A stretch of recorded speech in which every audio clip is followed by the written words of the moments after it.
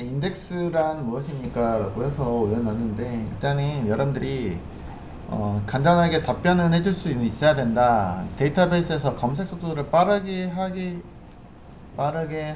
위해서 사용하는 구조입니다. 객체, 여기서는 객체라고 부르고 있죠. 오라클에서는 객체라고 부르고 있으니까. 저는 검색 속도를 빠르게 수행해준대요. 기본적으로 두 가지 기억하고 가자고 했었죠. PK, 프라이머리 키, 유니크 키를 적용하면 자동으로 인덱스가 부여됩니다. 라고 했었습니다. 그래서 네. 그래서 두 개의 공통적인 특징이 뭐냐면은 유니크의 특징을 지니고 있잖아요. 그죠? 그래서 유니크 인덱스라고 부르긴 하고 있습니다. 한번 확인해 볼게요. 저희가 일단은 만들었던 놈을 통해서 좀 살펴보면은 그죠? 기본적으로 HR 지금 스키마에서 제공하고 있는 거 말고 우리 멤버라는 탭을 간단하게 만들어 봤잖아요. 그죠? 테스트 예시로 금요일날 만들었는데 없는 사람은 참고해 주시고요. 그래서 여기서 보시면 제약 조건을 보시면은 PK 제약 조건을 조금 시간이 걸리죠. 이렇게 우리가 수동으로 일단은 이름까지 넣어가지고 만들었습니다. 라고 그죠? 그쵸? PK 정보 하나 만들어 놨었습니다. 이메일에 대해서도 좀 유니크 좀 넣을 걸 그랬나봐요. 그죠? 네, 그거 말고 일단은 PK 한번 살펴볼 거예요. PK는 만들었지만 저희가 여기에다가 인덱스를 부여한 적은 없잖아요. 여러분들 기억하고 계시죠? 네, 오른쪽에서 보시면은 인덱스라는 탭이 보일 거예요. 그죠? 인덱스 탭을 클릭을 했더니 네, 인덱스가 보여주고 있네요. 그러면서 유형이 나오는데 유니크니스를 물어보고 있는데 유니크하다라고 표현하고 있잖아요. 그죠? 네. PK의 특징이 유니크 속성을 지니고 있잖아요. 여러분들 유니크 키와 동일하게 우리는 인덱스를 만든 적이 없지만 네, 인덱스가 자동으로 부여된 모습입니다. 라고 말씀드렸습니다. 네.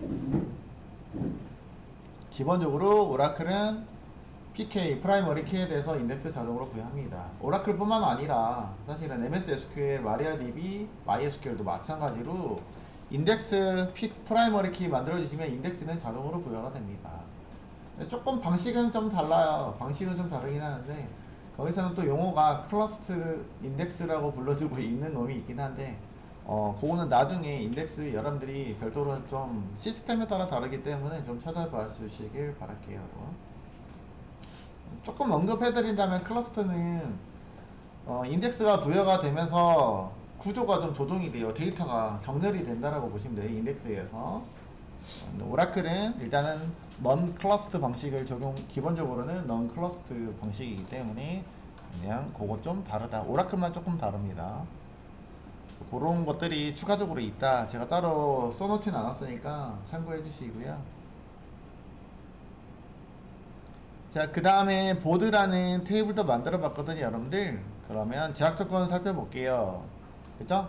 제약 조건에 보면은 프라이머리 키하고 저희가 포린 키는 따로 만들었었던 거 기억하시고 계시죠? 나머지 낱널 같은 경우도 보시면은 제약 조건 이름은 우리가 부여하지 않았기 때문에 시스템에서 제약 조건 명칭이 자동으로 부여된 모습인 거잖아요. 그죠?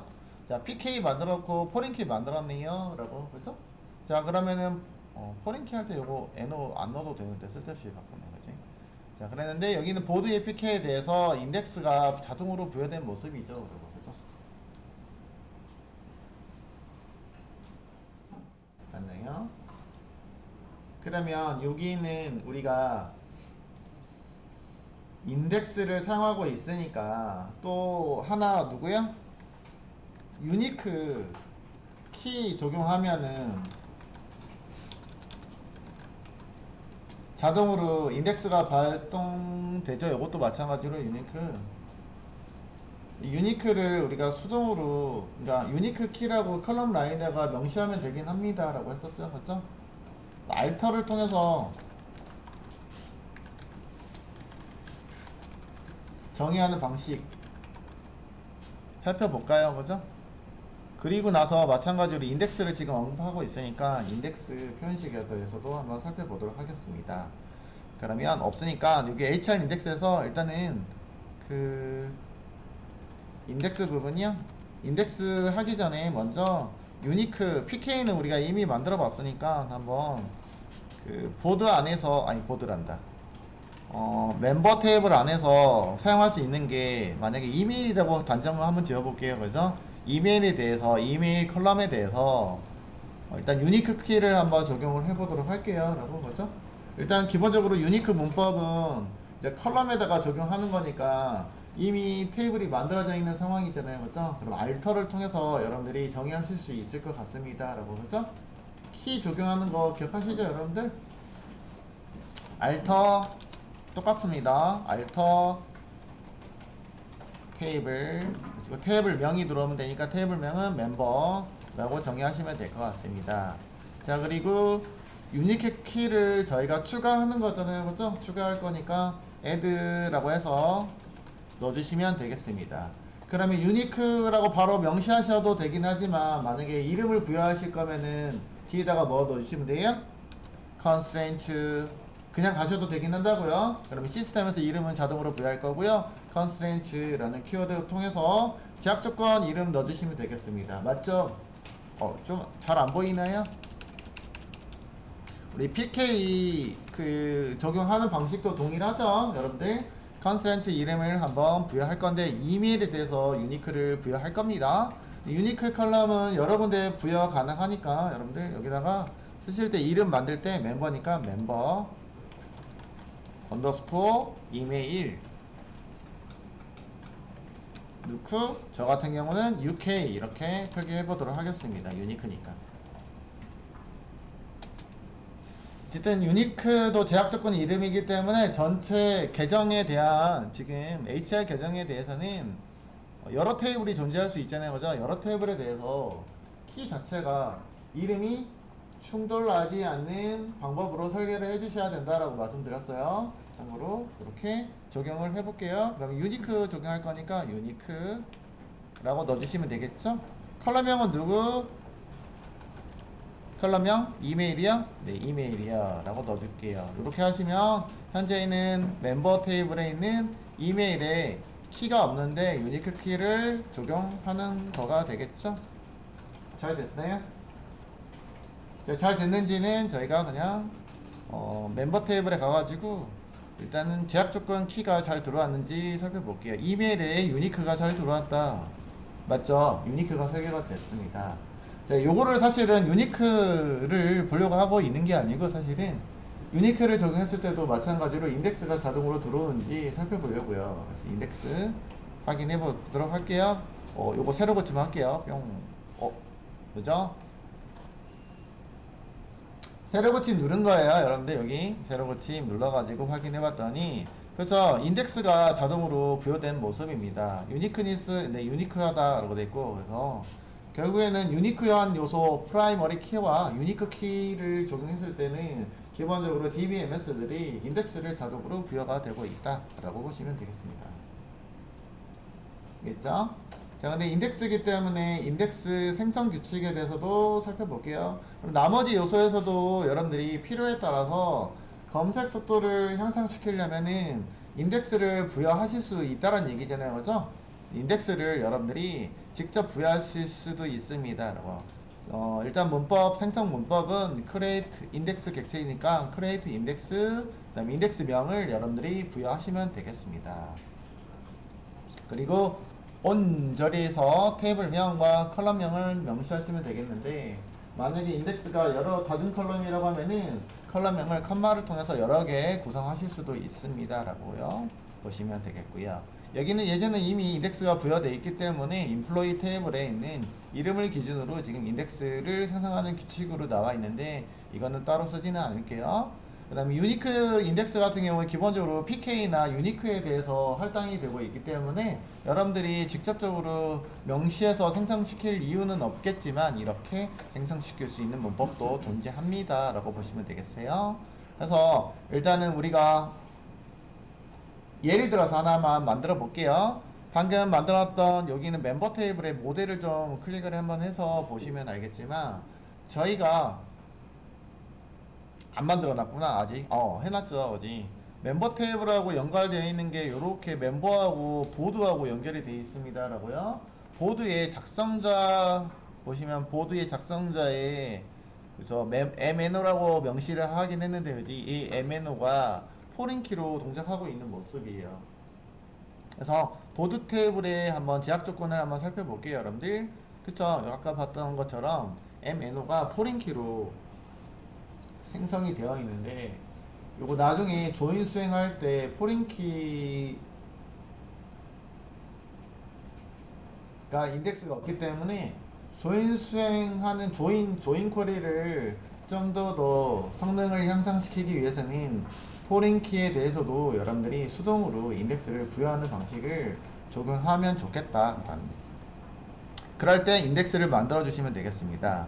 뭐 빈번하게 만드는 것들이 아니기 때문에 여러분들이 문법을 기억을 못할 수도 있겠지만 그렇게 막 어렵거나 그런 요소는 아니에요 라고 했었습니다.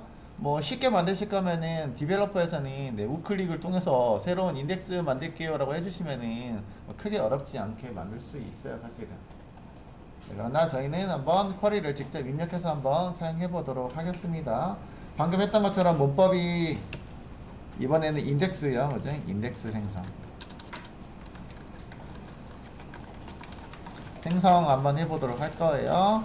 어디다가 목적어를 두고 있냐면 현재 멤버하고 연결되어 있는 보드라는 테이블에 그 포린키에다가 한번 인덱스를 부여해 볼까 합니다라고 했었어요, 그죠? 생성 규칙 다시 한번 볼까요? create index 그냥 만드시면 되겠고 인덱스 이름 on 그죠? on 해서 테이블명 컬러명 끝납니다. 이제 별거 없어요. 그래서 그대로 한번 진행해 볼게요. create 그냥 대문자로 좀 표기할게요. 보기 편하게 index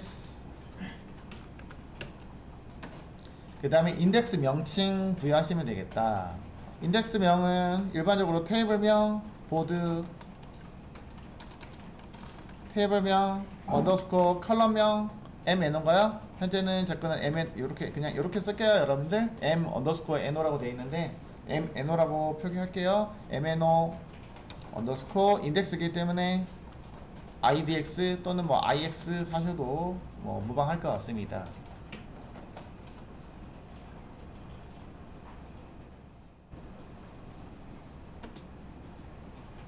그 다음에요 어디다가요 테이블 명이 없잖아요 그죠? 어디다가요?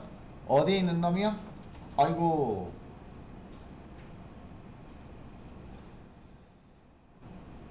온절에 보시면은 어디다가 생성시키는 거예요 라고 테이블명이 들어와야 된다 했잖아요. 그래서 온절에서요 테이블명 들어오시고 컬럼명이 들어와야 되니까 보드라는 테이블이고요. 그 다음에 안쪽에 있는 누구예요? MNO인가요? 지금 M 언더스코어 NO니까 이렇게 MNO에 대해서 인덱스 적용할게요 라고 했었습니다. 맞죠? 여기가 테이블명 그 다음에 컬럼명에 대해서 인덱스를 선언합니다.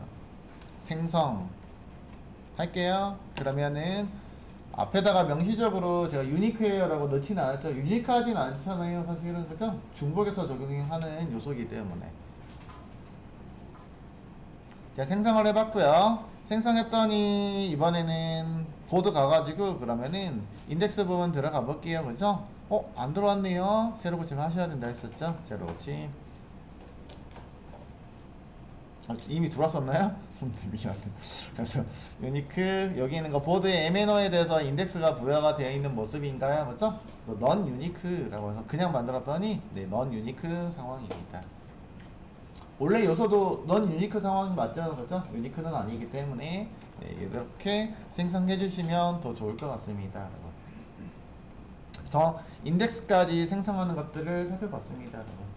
그래서 나중에 조인 쿼리 할 때 포린 키도 조인을 수행하는 컬럼으로 사용하고 있잖아요 그죠? 그래서 인덱스를 부여한다라고 하면은 왜 부여했냐라고 물어봤을 때 여러분들이 네, 조인의 성능을 향상시키기 위해서 여러분들이 인덱스를 부여하실 수 있습니다 라고요. 그래서 목적 자체가 인덱스는 언제 쓴다고요? 검색 속도를 향상시키기 위한 목적이잖아요 그죠?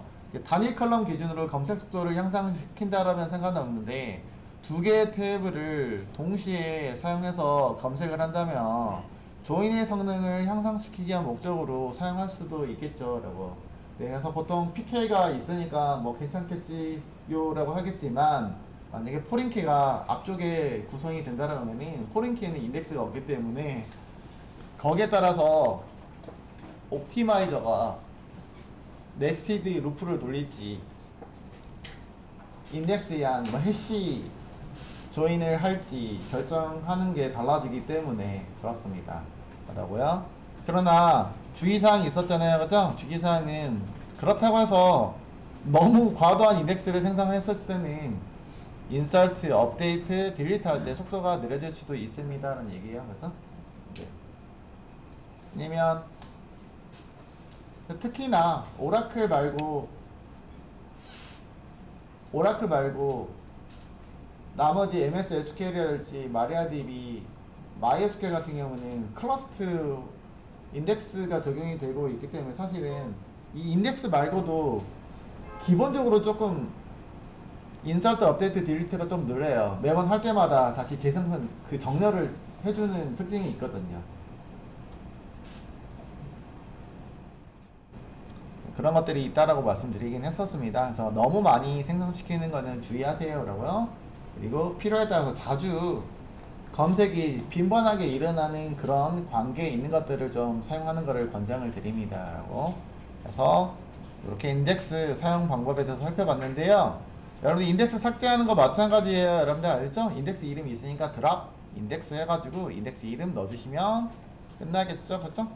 그래서 생성과 삭제까지는 하진 않은데 삭제까지 예시 해볼까요? 맞아? 하는 김에 만약에 요거 인덱스 예전에 여러분들이 만들었던 인덱스가 보드의 용음이었었죠, 그죠? 요거 드랍 인덱스 명이 위에 바로 있다, 그죠? 이렇게만 넣어주시면은 인덱스가 삭제가 된다고 합니다. 그죠? 잘 삭제가 되는 모습이죠? 네, 삭제됐습니다. 메시지 받았고요. 네, 보드 가셔가지고 요 인덱스는 네, 새로 고침하면은 네, 사라지는 모습 보여주고 있습니다. 이렇게 인덱스에 대해서도 살펴봤습니다, 여러분들. 인덱스 중요합니다 라고 했어요. 자주 하는 질문입니다. 꼭 기억해 주세요. 여기까지.